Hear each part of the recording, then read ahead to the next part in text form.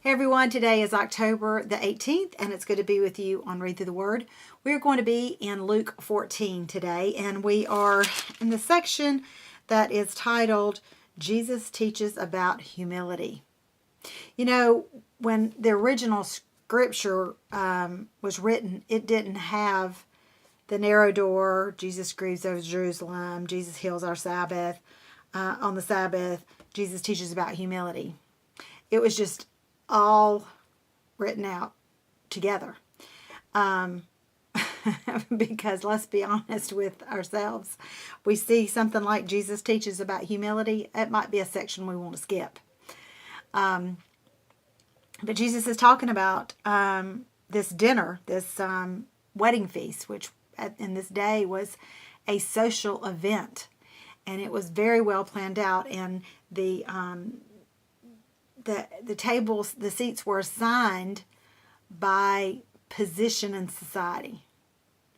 So you wouldn't come in if you were, and you knew your position, let's just say that. You wouldn't come in knowing you were a lower position and sit in one of the higher ranked seats. You wouldn't want the master of ceremonies to come and ask you to leave or to move. What Jesus is saying here is you want to be down at the end and him saying, hey, no, come on up here. You want him to exalt you and to lift you up, raise you up, rather than you raise yourself up or you place yourself in a position, exalted position, right? C.S. Lewis said humility is not thinking less of ourselves, but thinking less of ourselves, but thinking less, wait a minute. Humility not as thinking less of ourselves, but thinking of ourselves less. Sorry, that was a tongue twister. So it's thinking of ourselves less. James 4:6 says that pride is an invitation to God's opposition. But he gives grace, he gives more grace. Therefore, it says God opposes the proud, but gives grace to the humble. And pride is the opposite of humility. So if we're being prideful and we're exalting ourselves, we are inviting God's opposition. And let me just say, he's not somebody we want to go up against, because he's got a good track record at defeat. Biblical humility is a lifestyle. It's not being a doormat so people can run over you. It's not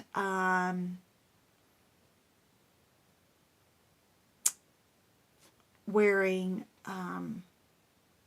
raggedy clothes and no makeup and no adornments. It's not that. That's not humility. In fact, that's might even be considered false humility, depending on the person. And I'm leaving that there. But it's a lifestyle. It's thinking of others greater than yourself. It's serving rather than being served. It's sitting in the kitchen because there's not enough chairs around the table. That's what it is. It's allowing God to lift and recognize us. And it means most likely we won't be seen by someone else. It's allowing God to recognize what we've done, to lift us up, and most likely, this is biblical humility, it's very likely that no one else will see what you've done. That's biblical. Some examples of biblical humility. False humility would be acting humble or positioning yourself in a low place only to be lifted up and recognized by others. It's looking the part. It's making sure everyone knows that you're cleaning up and that you're going around their tables to pick things up, and they allowing them to see you serve, so to speak. And it really is a mindset. It's choosing. It's a mindset of choosing to put yourself in a position lower than others. How do we recognize when the I in pride shouts? How do we recognize it? Because you may be thinking, I don't really have that problem. Okay, so let's look at this little test. Our motives, the I will shout when our motives, when we're asked to participate in something. You'll be able to tell right away if you've got an issue with pride by your motives when you're asked to do something, to participate in something. You'll be asking, well, do I get recognized? Do I get paid? Am I going to be working with such and such? Do I get the opportunity to meet so and so? Will I be such and such and such and such and doing this, that, and the other? And if I do that, if I do this, they're going to know me. I'm going to be able to get my foot in the door. What are your motives? The I shouts at our response to offense. When we're offended. At our response to praise. Do we accept the glory? Do we accept the honor? Do we accept the praise? And I don't mean not accepting a compliment. Let me just, because I think a few weeks back in another lesson I said something to the effect of, when you get a compliment, rub it in. My friend Barb taught me to rub it in. I'm not meaning don't accept an apology. I mean a thank you. I mean, accept the thank you, but not the glory. And there's a difference. And it's pointing to Jesus. And in fact, sometimes it's just keeping your mouth shut other than thank you.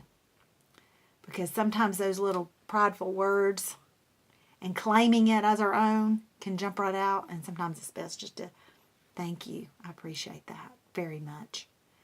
And it's also our attitude when we're given an assignment. I don't want to do that. You know what? I've been doing this a lot longer than her. I'm not doing that. For example, and I may have shared this story before. If I did, act like you've never heard it before. But I was in my hair salon many, many years ago. And there to get beautiful, to get some of my wisdom get the color of my wisdom changed. And I was feeling pretty good about myself, and oh, it looked good, and happy.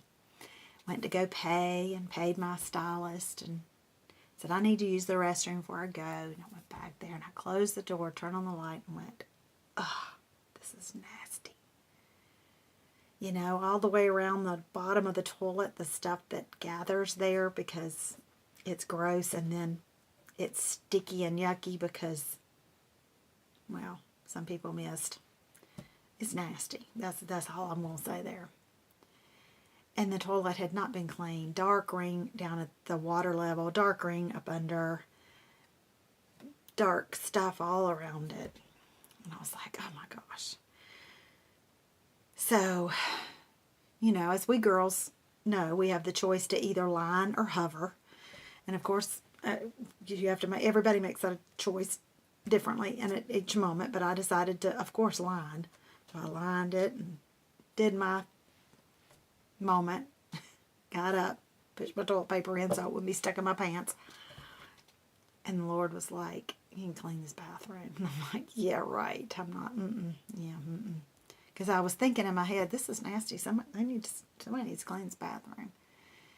And girls, I sat there and argued because I thought I was better than the assignment. I did. Thought I was better than the assignment. And the more I argued, the more he insisted. I could not open that door and leave that bathroom. So I did a halfway job. I kind of got this little paper towels, and I was doing it like this, scrubbing, and he's like, why don't you clean this bathroom like it was your own? They didn't have a lot of cleaning supplies. Long story short, I was on my hands and knees on paper towels cleaning the bathroom. Not because I wanted to, but because I needed a lesson in humility.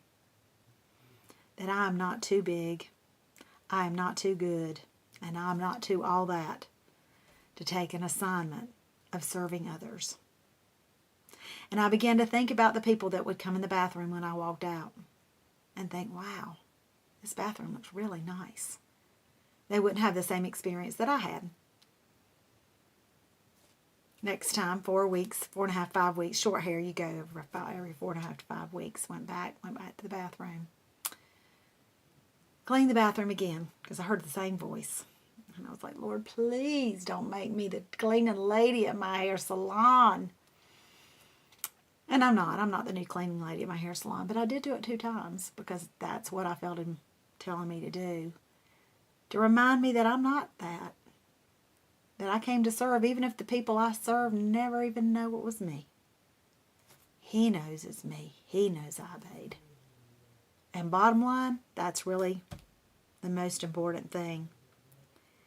I read this. Those whose gaze is locked firmly on eternity find it easier to embrace humility on earth. I love that. When our gaze is fixed on glory and heaven, that's what matters. And we're able to humble ourselves a lot more easily here on earth. We'll see you tomorrow on Read Through the Word.